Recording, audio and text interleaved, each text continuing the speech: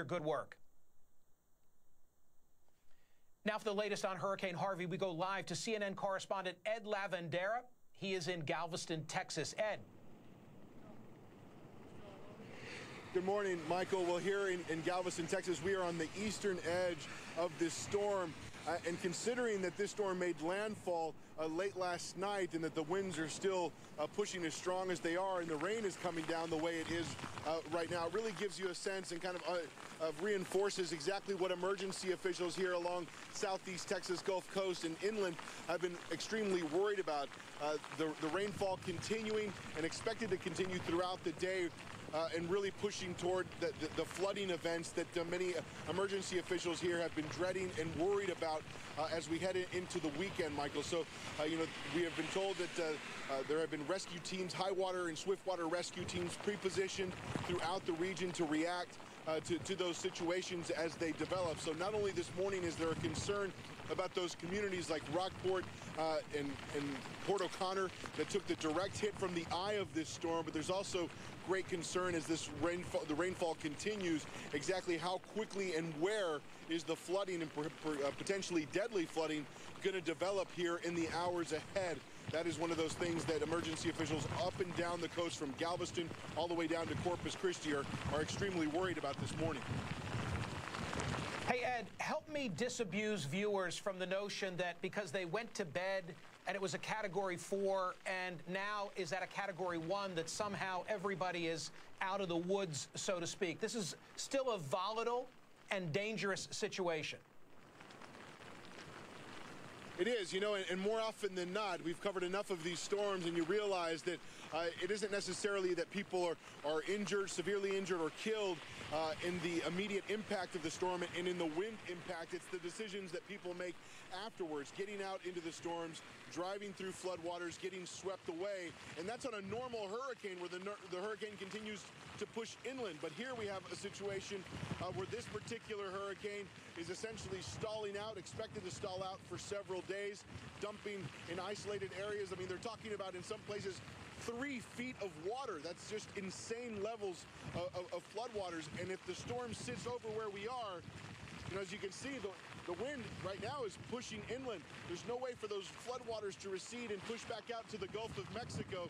So it's going to take a lot of time for this water to be able to move out of these situations. So especially if you get into the more rural communities where there are down power lines, creeks and tributaries that have spilled over roadways, that's what becomes a really treacherous situation. And even though it might look a little deceiving here on Galveston Island, where you see, we haven't really lost power, some people even venturing out onto the roadways, this is a built-up area, but in more remote areas, that could become a very treacherous and deadly situation. So, we can't stress it enough. Emergency officials are really pleading and asking people to stay off the roads in those areas and to be very cognizant of where these floodwaters. It's hard to tell people to evacuate from a flood because they don't know where the flood is going to spring up. That's something that you have to react to and be ready for. And all of this will happen very, very quickly. But it's not like it can be pinpointed on a map that this is exactly where a flood is going to occur. These emergency teams have to react to this. Ed Lavandera in Galveston, thank you. Stay safe. And now for more on Hurricane Harvey, we're joined by CNN's Nick Valencia. He's in Rockport, 30 miles northeast of Corpus Christi, where the damage has been extensive. Nick, you there? Michael, yeah, I can hear you. I'm coming to you on a satellite phone because that is the only transmission that we have at this point. All cell towers have been knocked down. Rockport has taken a direct hit from Hurricane Harvey, and it looks like some of the worst damage I've ever seen. I'm with a crew of very seasoned journalists here that have covered the likes of Hurricane Katrina damage. They say here they're even impressed by this damage here in Rockport. What I'm looking at right now, I'm standing outside of the Public Safety Center in Rockport. I'm looking at about a half a dozen police cars with the windows blown out, flagpoles bent over at the base. As a matter of fact, I was just speaking with the sheriff here, Bill Mills, who is really fearful. I can't begin to describe the look in everybody that we see here, the look in their eyes, and what seems that they have experienced overnight. They just describe it as simply put, just going through hell. The sheriff tells me that he believes that 50 to 60% of the town stayed. Just to give you a sense of how fearful they were as this storm approached, the mayor pro tem of this city was encouraging residents to write their social security numbers and names on their forearms in case first responders had to recover their bodies. Those first responders, as just daylight has just broken here in the last hour or so, they're just now getting out to assess the damage. I asked the local sheriff here what they need. He says, we need all the help from the state that we can get. He has at least 60 people, first responders, working here, including a volunteer fire staff. We just came from that volunteer fire department. It is made up of a collection of college-age volunteers who rode out the storm there at that department. They said it was the worst weather they've ever been through. I have a crowd forming around me right now because there's no way for people here to contact their families to let them know that they're okay. As a matter of fact, we're one of the only news crews here. We're joined by a local affiliate here, KRIS. Their news station, we're told, has been trying to get in touch with them for the last 3 hours, as have their family members. They like to tell their families that they're okay. We also have a couple residents here who are trying to use our satellite phone to call some of their family members to let them know that they're alive. This damage, Michael, is extensive. It's wide-ranging. It's significant. There's rain that continues to fall on us right now. The wind gusts are still aggressive. This damage in Rockport, parts of it are still barely standing. Michael? I would think that when the sheriff says, if you're sticking around, you better write your Social Security number on your forearm, that would be the ultimate wake-up call. Is there any sign of anybody who didn't pay heed to the advice to get out of harm's way? Well, I have to tell you, the sheriff also told me that they were backed up with 30 calls last night of people who were saying everything, that their roofs were ripping off their homes, walls were falling on people, but because the sheriffs were pinned down in their own department, they couldn't get out to help people. They said at one point during the eye of the storm, they had a window to rescue about 20 people, transfer them to a safe location, but they say as far as they know, all of the first responders are accounted for, but they really, really are fearful that they are going to find people that have perished as a result of this storm. Because as I mentioned, this small town, the sheriff estimates at least half of them decided to ride out this storm. Michael? Nick Valencia, thank you. Stay safe in Rockport, Texas. Now, a decade ago, I literally wrote the book on political correctness. It was called Muzzle, in which I excoriated all things PC, even questioned whether it would harm our ability to win, which I excoriated Times bestseller. So when I first heard the story about ESPN reassigning an Asian broadcaster from a live stream of a UVA football game next Saturday because his name is Robert Lee, same as the Confederate general whose statue inspired the troubling rally in Charlottesville, I, like many others, cried foul. Upon reflection, I'm not so sure. The story originated with a sports radio host that the Daily Beast calls the Alex Jones of sports, referring to the right-wing radio provocateur. On Tuesday, Fox Sports radio host Clay Travis first revealed the story on his website, Outkick the Coverage, and made it part of his larger allegation that the sports network has such a liberal slant that he's taken to labeling it MS ESPN. Is he correct? Clay Travis is joining me now. Hey, Clay, initially when I heard it, I said, this is insanity. The guy who has no connection whatsoever to Robert E. Lee, to Charlottesville, et cetera, they're going to now reassign him? And then I started to reflect on it and read ESPN's explanation. Is it possible they were looking out for his brand, that this was a rare case of an employer actually acting with the best interest at heart of an employee because some knucklehead was going to make him a meme if they didn't do so? Have you seen the internet since they did this anyway? They turned this poor guy, into a 3-day internet meme-a-thon. If that was their goal, they're idiots. No, look, you know how this works. When a major multi-billion-dollar corporation comes to you, as ESPN admitted they did, and said, hey, we've got some trepidation about your name being the same as a Confederate general who died in 1870, and therefore we don't think it's a great idea for you to call the game that we've assigned you to at the University of Virginia. what do you think most everybody out there who's getting paid a couple of grand and wants to make a living calling football games, this is the first football game this guy's ever called, is going to defer to the multi-billion-dollar corporation? So I think what ESPN did here was they threw this guy under the bus, and then they drove over him, and then they backed over him again when this story came out because they tried to blame him for the decision that they made. So, no, I think this is an example. You hear all the time, right? Donald Trump came on and he said, what are we going to do about Thomas Jefferson? What are we going to do about George Washington? And everybody says, oh, that's a ridiculous argument associated with Robert E. Lee. That's a slippery slope argument. Well, I think the problem with ESPN is this isn't even a slippery slope argument. This is an Asian guy at the bottom of the slope that had absolutely nothing to do with this story at all. And everybody has become so fearful of doing anything that offends anyone that ESPN made an awful decision here. This guy was the victim. ESPN has become a far left-wing sports network, and this is just further evidence of this fact. And by the way, Michael, it's important to note here, I think you'll think this is important, it was ESPN employees who tipped me off to this story, and they said, my God, you're so right about the criticism of our network. We don't have the freedom to say our political beliefs. Look how crazy this is. They reassigned an Asian man named Robert Lee from a Robert E. Lee connection in a football game that nobody would have made the connection to. Clay. And basically the entire universe out there has said, these guys made an awful decision. Look, the thing is absolutely ridiculous. It would have been a chapter in that book of mine a decade ago because it's exactly what I was shining a spotlight on. I'm just trying. Right. I'm just trying to be nuanced and say, as idiotic as it was, were they trying to act in his best interest because they perceived everybody else to be as politically correct as they were? Well, that's a great point. And I think this is why I've been, look, I worked on the Al Gore presidential campaign. I'm a lifelong Democrat who's now kind of driven insane by what the left wing has become and become a part of.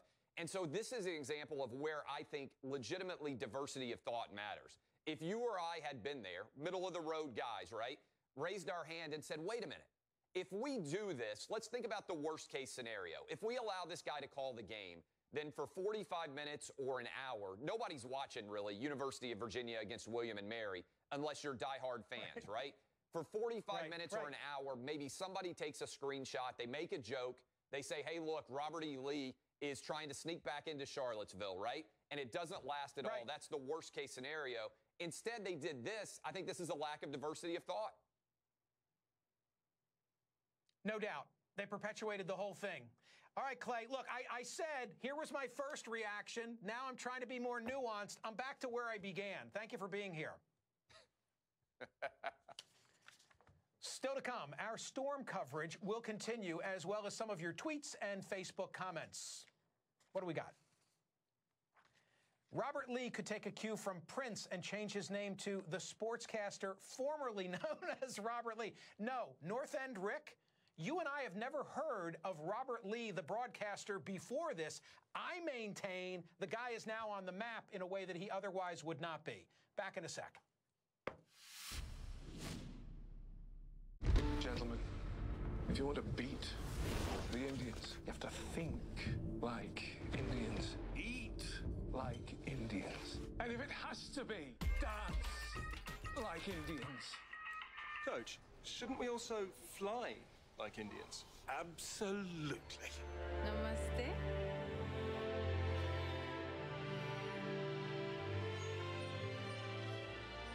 Non-stop you.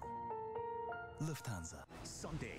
Increasing his attacks against Senate Republican leader Mitch McConnell, President Trump is now threatening a government shutdown over funding the border wall, while taking on his own party derail the president's agenda. State of the Union, Sunday on CNN.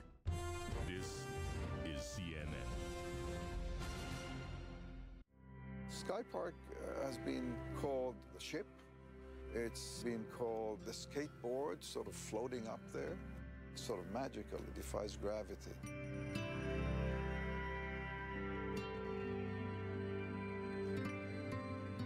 Early in the morning, you're in the water and you're just seeing the tower tops, and they're all lit, and they're all reflecting, and it's mysterious. And then as you start the swim, slowly the sky gets lighter, And since the sun rises east on the other side, the clouds above downtown start turning pink. It's just totally transforming all the time. You're in nature here. I mean, you look one way and you see Indonesia. You look the other way, you see Malaysia. I'm Faith Gonzalez. I run a small non-profit organization in Delhi called Music Basti that runs music and art education programs with at-risk children. Music and art are often relegated from the education system. As much the people that we work with and the communities that live on the fringes of the city. It allows children the potential to express themselves and really to explore the world that they live in. This project is important to me especially because it focuses on children who are otherwise left out or completely marginalized from the education system and have really poor access to learning. And a lot of the skills which are critical to survive and to do well today, they don't learn in school. Music is a great way of getting those skills to them.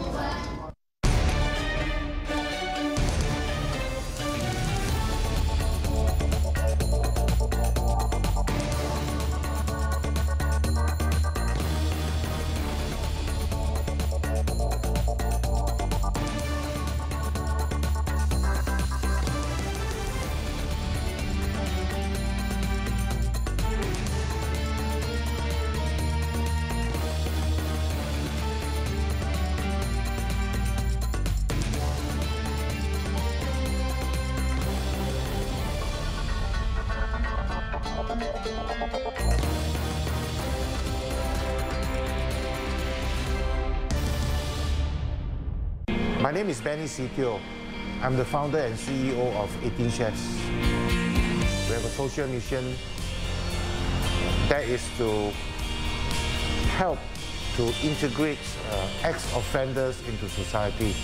At this very moment, 50% of my workforce are ex-offenders. I used to be a drug addict for 10 over years of my life, and I spent also 10 over years of my life in and out of prison. So I realized in our society, there is this gap where once you have a criminal record, you are unable to live a normal life, you are unable to integrate back to the society. I guess we are able to provide training and giving them their self-respect, which they have lost many, many years ago. The CNN show where you drive the conversation. A lively discussion on the political stories that you want to talk about. Your questions and comments live from around the world. CNN Talk with Max Foster, Friday on CNN. Much more of CNN's continuing coverage as you see the live footage of Hurricane Harvey is in the on-deck circle. One tweet which came in during the course of my program today. Let me see it.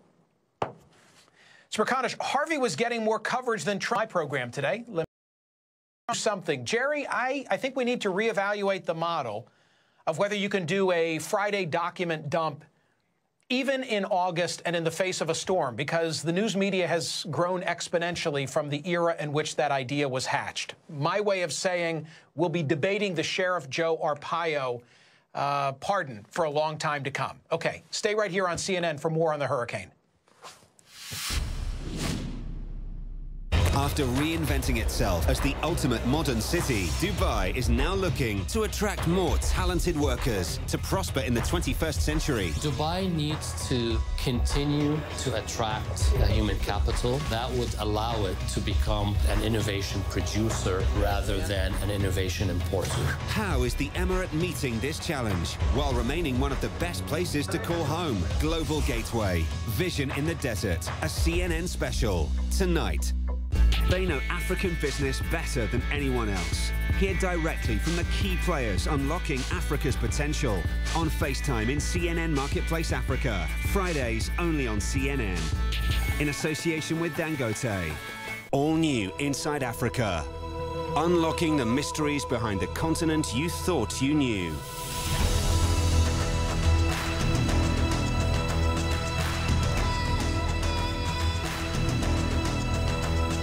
Tech-savvy Ugandans tap into social media to show off all their country has to offer. Just watching nature in its pristine state, it feels like this is the Garden of Eden. Inside Africa, tonight only on CNN, in association with Zenith Bank.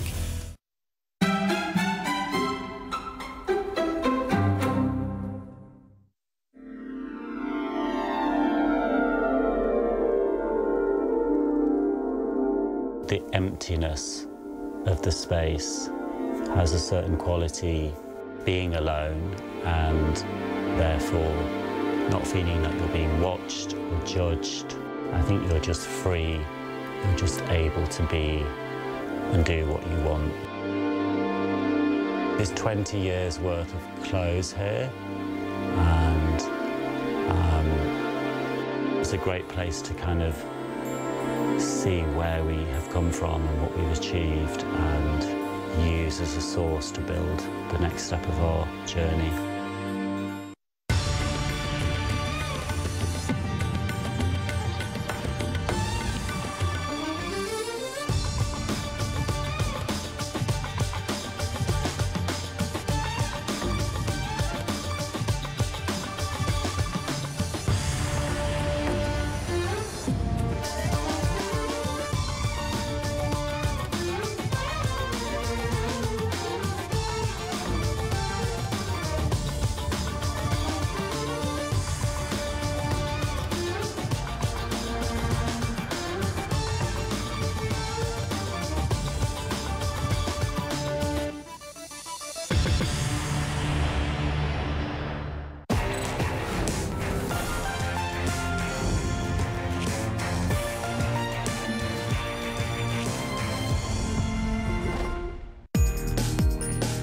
Because leaving home doesn't mean living less.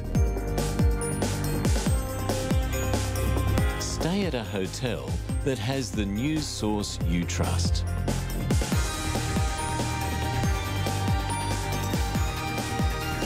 Stay at a CNN partner hotel.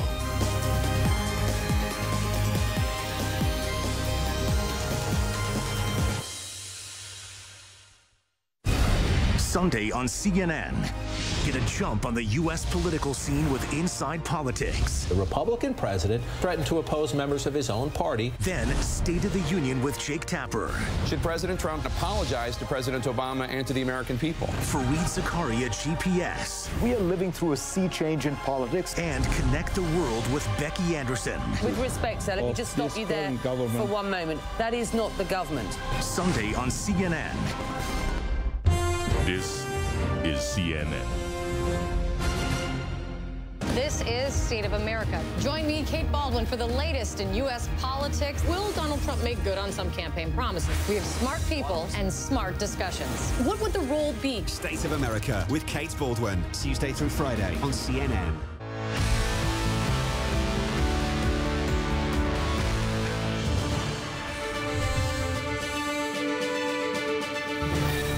The breaking news out of southern Texas, where Hurricane Harvey is barreling down on the coast. We're now getting our first real look at the destruction being caused by the storm. The sun is up there now. There's not much left standing in the city of Rockport, we know, according to CNN's Nick Valencia, who was there. He has seen some buildings down there. He described cars with the windows blown out. Some stark descriptions coming from Rockport. And I want you to take a look at the damage that is being seen this morning now around Corpus Christi. Hurricane force winds ripped trees down. You see bricks off of that building. Street signs were torn down and power lines. That's one of the big stories this morning as well. Almost 300,000 people do not have power right now. I got it. I know. When you see that green, bright flash, you know the transformers are blowing when you're out covering storms. You see here the power lines going up in those quick flames as the storm passed through Rockport, again, which seems to have gotten the worst of the damage. Texas officials tell us now that more than 293,000 customers across the state have lost power. That number up significantly in just the last hour or so. Harvey is a Category 1 hurricane at the moment. Yes, still a Hurricane 1, packing 75-mile-per-hour winds. There are deadly implications here. Coastal cities could suffer from a 13-foot storm surge. There are places even far inland that could get as much as 40 inches of rain over the next several days. We're talking the next 5 to 7 days here. These are pictures coming to us here, I believe, from Victoria, Texas. But President Trump is watching. He is tweeting this morning saying, closely monitoring Hurricane Harvey from Camp David. We're leaving nothing to chance. City, state, and federal governors working great together. And no doubt, all of those leaders from local, state, and federal are up, and they are trying to discern what needs to be done now as we are getting our first real look since the sun has come up. CNN's Nick Valencia kicks off our team coverage live from Rockport, Texas, where there is major damage. Now I'm standing outside of the Public Safety Center in Rockport. I'm looking at about a half a dozen police cars with the windows blown out, flagpoles bent over at the base. As a matter of fact, I was just speaking with the sheriff here, Bill Mills, who is really fearful. I can't begin to describe the look in everybody that we see here, the look in their eyes, and what seems that they have experienced overnight. They just describe it as simply put, just going through hell.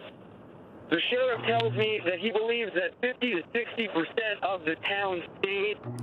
Just to give you a sense of how fearful they were as this storm approached, the mayor pro tem of this city was encouraging residents to write their social security numbers and names on their forearms in case first responders had to recover their bodies. Those first responders, as just daylight has just broken here in the last hour or so, they're just now getting out to assess the damage.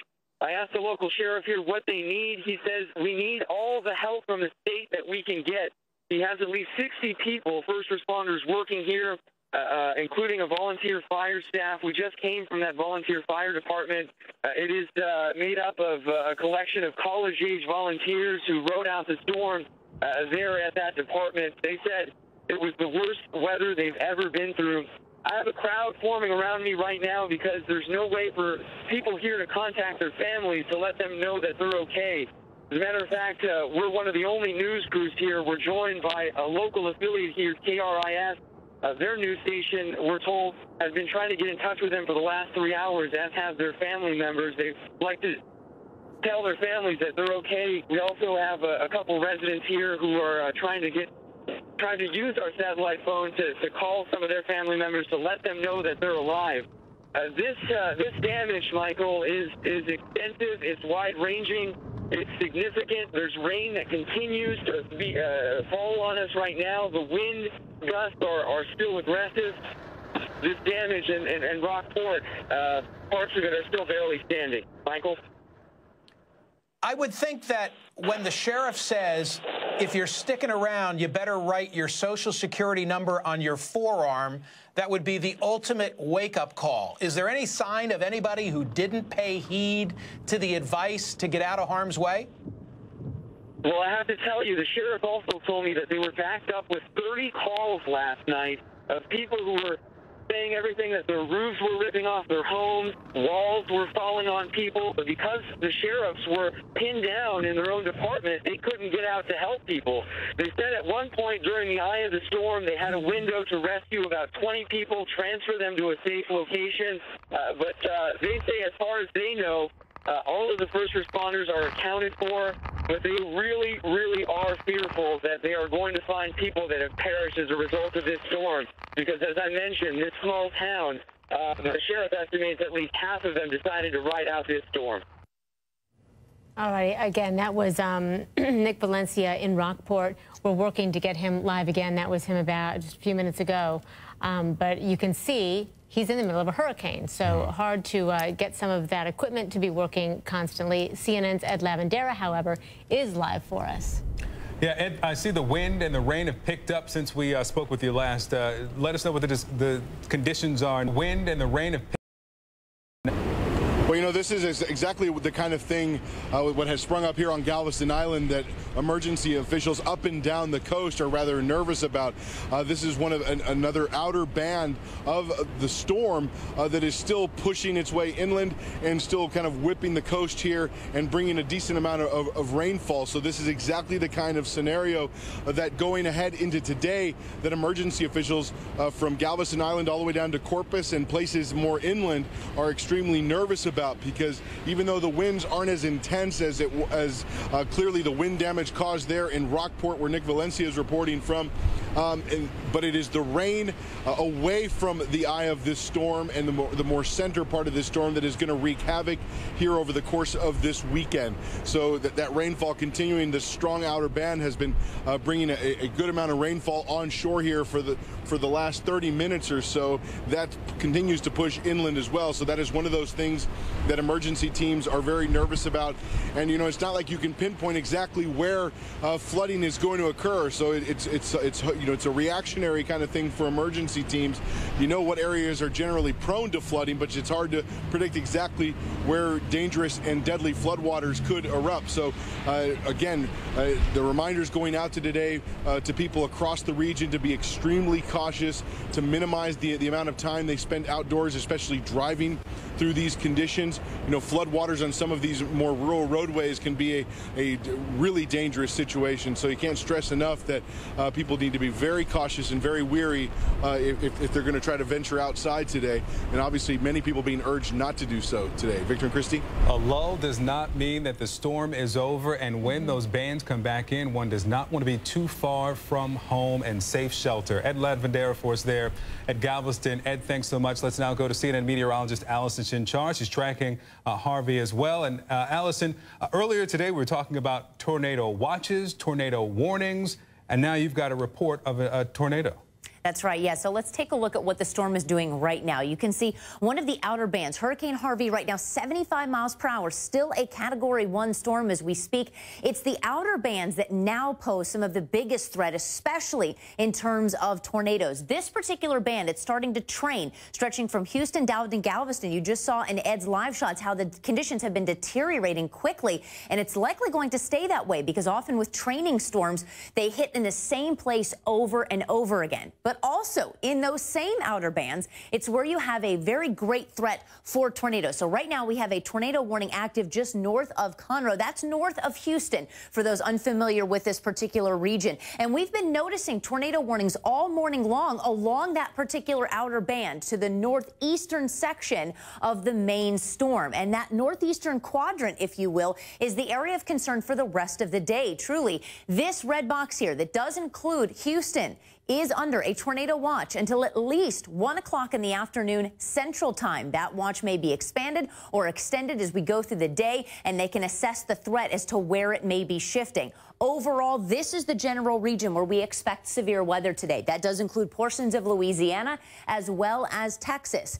The main threats here are going to be damaging winds and the potential for tornadoes. One of the other concerns is travel. If you have any plans in or out of the Corpus Christi International Airport, they are closed until 11 a.m. Central Time Monday. The Victoria Regional Airport is closed until Sunday at 7 a.m. Central Time, not to mention the airports in and around Houston. We're talking both the Bush Intercontinental Airport as well as Houston Hobby Airport. Numerous delays and cancellations at both airports, and those may only increase as we go through the rest of the day. Now, the long-term threat with this storm is going to be the flooding potential, because this storm isn't going anywhere anytime soon.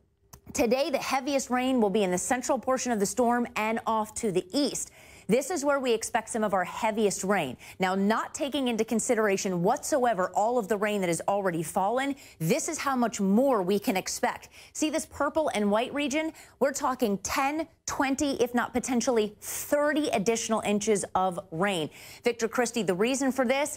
It's not really going to move much over the next 5 to 7 days. So that's the one thing I want people to take away from this. Even when the winds start to die down, or you notice this gets down to tropical storm strength only, please don't let your guard down, because this storm is not going anywhere for the next week. Good point to make. Allison Chinchard, thank you so much. Thanks.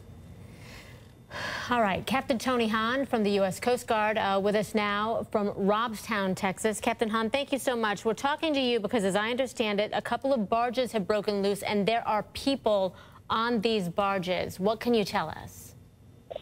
That's correct. So we've been monitoring the situation all night long, and as soon as we had the weather window for our helicopters to launch, we've got 2 Coast Guard MH-65 helicopters heading north to rescue those folks and get them out of harm's way. So they're en route right now. The weather window is good. We have good seeing and visibility, so I'm confident our crews will get up there and make sure those folks are out of harm's way. We had multiple different things happen during the night. On the